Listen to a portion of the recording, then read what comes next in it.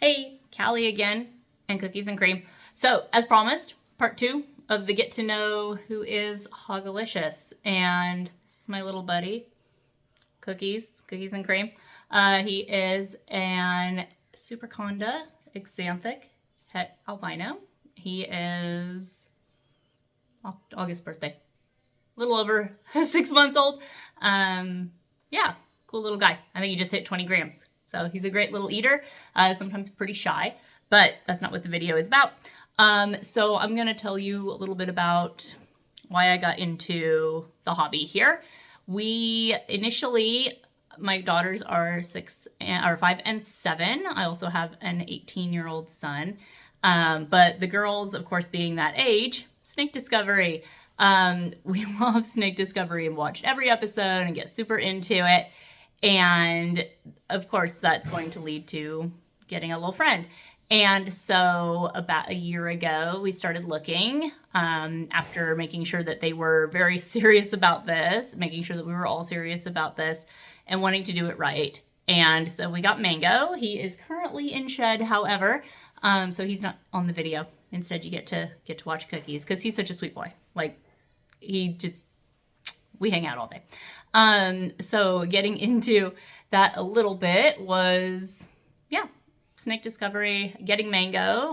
We got him at a show in Conroe last year, and he is a albino het lavender.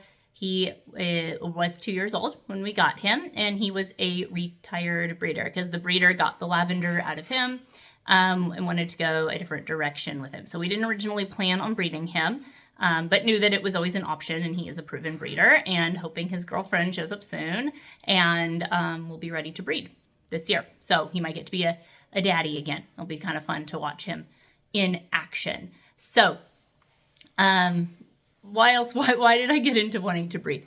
And so the idea initially was my daughters, I got divorced about 1.5 years ago.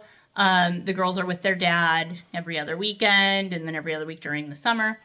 And I don't know, I'm done having kids. I'm getting to, it's like, I want something cute to take care of and have fun. And I needed an outlet for creative energy. I am big into data, big into numbers, MBA, love spreadsheets. I love statistics. I love the genetics on playing with these little guys. Anything I do, it's 110%.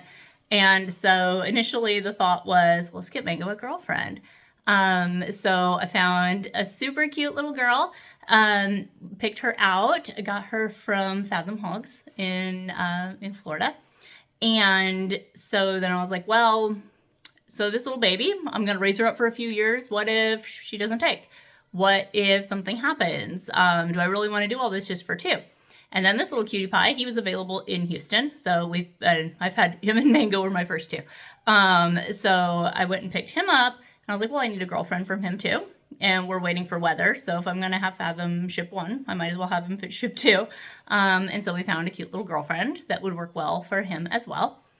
And then I was like, okay, well, so I'm going to raise these 2 little girls for a few years. And what if something happens? And so I also don't want to wait 3 years because I'm very impatient. And the best thing about this hobby is that it's going to test my patience. And so I'm very glad that was part of getting to get into it as well.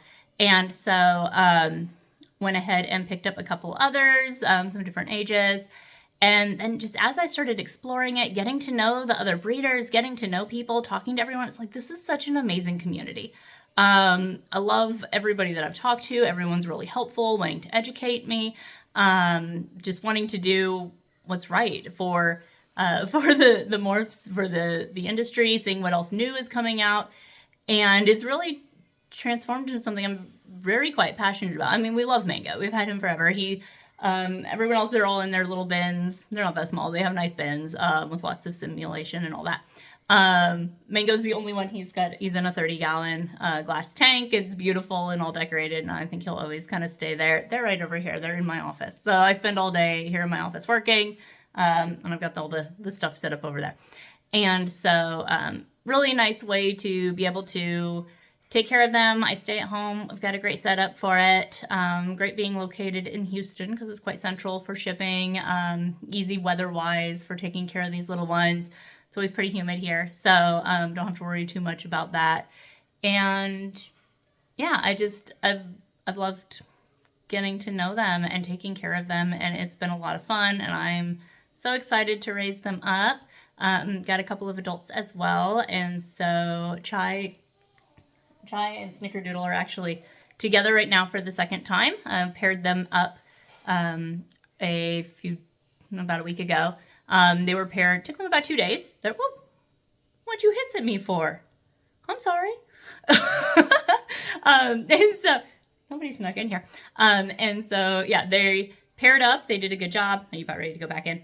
And so took them apart for a few days and have reintroduced them yesterday on Valentine's Day. So seeing if they pair up again. It's fun watching the two little first timers trying to figure it out. They're not little, she's huge.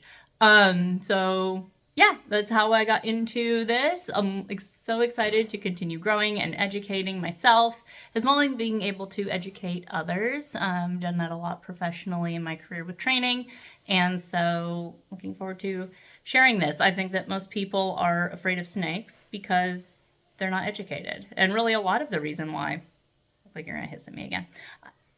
A lot of the reason why people, I think, are afraid of things is because they don't have the education. And so that's really where I'd like to step in as well and teach people that we can all coexist with these little guys, and they're helpful to us. You are just looking right at me. So this video's gone on long enough. That's why we got into the business, and excited to share as we continue growing. Thanks.